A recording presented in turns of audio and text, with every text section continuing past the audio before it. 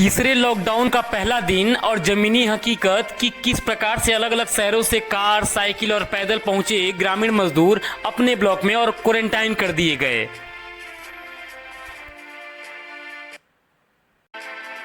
कि अंबाला में कैसी परिस्थिति थी इस समय? तो परिस्थिति सही नहीं थी और राशन पानी का भी प्रॉब्लम चल रहा है। हाँ। और एक बार वहाँ के रूम मालिक ने भी वो नाम सबके लिख के गए, एक हफ्ता में आ जाएगा राशन पानी, वो भी नहीं आया। और टेक्सटाइल कंपनी में जॉब कर रहा था, वो भी पैसा नहीं दिया काम। तो मजबूरी वजह से चले आए। कैसे आए थे यहाँ पे? साइकिल से। साइकिल से आए थे। ये हम ये नहीं कहेंगे कि ये मिल्खा सिंह है या पिक्चर के एक्टर, तो बिल्कुल नहीं है, लेकिन अपनी ज़िंदगी बचाने के लिए या खुद की परिवार के लिए या अपनी ज़िंदगी से जद्दोजहद करते ये लोग यहाँ पहुँचे हैं चकिया ब्लॉक में। आज ये लोग क्वारंटाइन हैं। इनके पास 20 दिन का समय है, 20 दिन आराम से यहाँ पे बिताएंगे और उसके बाद इनकी जांच की जाएगी। उसके बाद इन लोगों को अपने अपने घरों के लिए भेज दिया जाएगा। लेकिन हम सरकार से जानना चाहेंगे कि जिस प्रकार से मजदूरों को आज स्थानांतरित किया जा रहा है और पूरी छूट कर दी गई है, ट्रेनों को छोड़ दिया गया है कि आप लोग अपने अपने घरों तक जा सकते हैं, ये 5 हफ्ते पहले क्यों नहीं हो सकता था? क्या ये पॉसिबल नहीं था कि हम 5 हफ्ते पहले यही थर्मल स्क्रीनिंग करा के उनको छोड़ देते और तब उन मजदूरों के पास इतना पैसा होता कि वो अपने घरों तक भी पहुंच पाएं और अपने परिवार को सपोर्ट भी कर पाएं?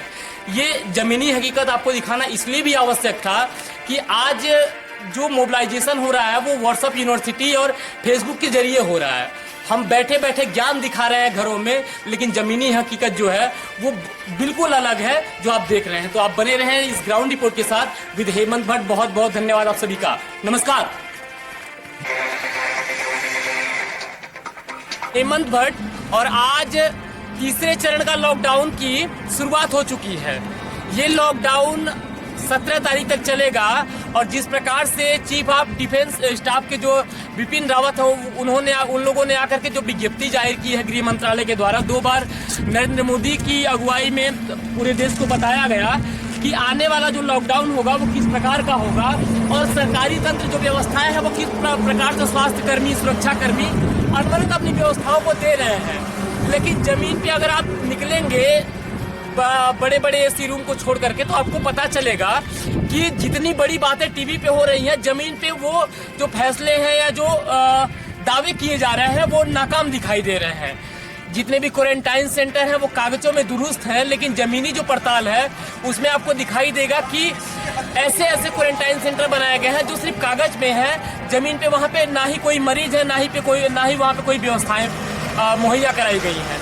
तो आपको समझना होगा कि जिस न्यूज़ को आप देख करके इतने बड़े बड़े दावे कर रहे हैं या फेसबुक, ट्विटर, व्हाट्सएप पे बहुत बड़े बड़े मैसेज कर रहे हैं, ये मैसेज कहीं ना कहीं आपको एक दुविधा में जरूर डाल देगा। तो आपको समझना होगा कि आपके लिए सही जानकारी क्या है और उस जानकारी को सर्कुलेट करने से पहले आपको उस बात का जो परख है वो आपके मन में होना आवश्यक है।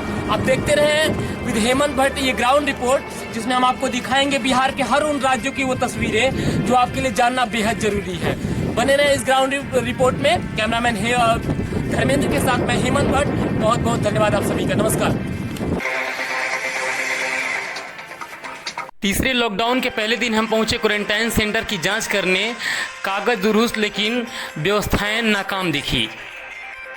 ये वो ज़मीनी हकीकत है जो बड़े बड़े टीवी एंकरों तक और एसी रूम तक नहीं पहुंचती और सरकारी तंत्र बड़े बड़े दावे करता है कि उन्होंने इतने लाख लोगों को, इतनी सारी जनता को एक बहुत बड़ी सुविधा से लैस कर दिया है और ज़मीन पे सुविधाएं नदारद दिखती हैं। ये सरकार का बनाया वो क्वारंटाइन सेंटर है जहां से प्रवासी मजदूर और बाहर से आए लोगों को रखा जाएगा। कहीं बेड नहीं है, कोई व्यवस्था नहीं है। जिस प्रकार से क्लासरूम हम अनवरत चला करते थे उसी प्रकार से बेंच और रूम लगा हुआ है, लेकिन कागज में ये स्कूल क्वारंटाइन सेंटर के नाम पे अर्थराइज है। और यहाँ के कर्मचारियों से बात करने पे पता चला कि सर बस अभी लोग आए नहीं हैं, इसके लिए ये सुविधाएं अभी यहाँ पे दिखाई नहीं दे रही। जब लोग आएंगे तो यहाँ पे जो व्यवस्थाएं हैं वो बना दी जाएंगी। आप देखते रहें CNN, सही, सटीक और ट्रांसपेरेंट न्यूज़ के लिए चैनल को सब्सक्राइब करें। नमस्कार।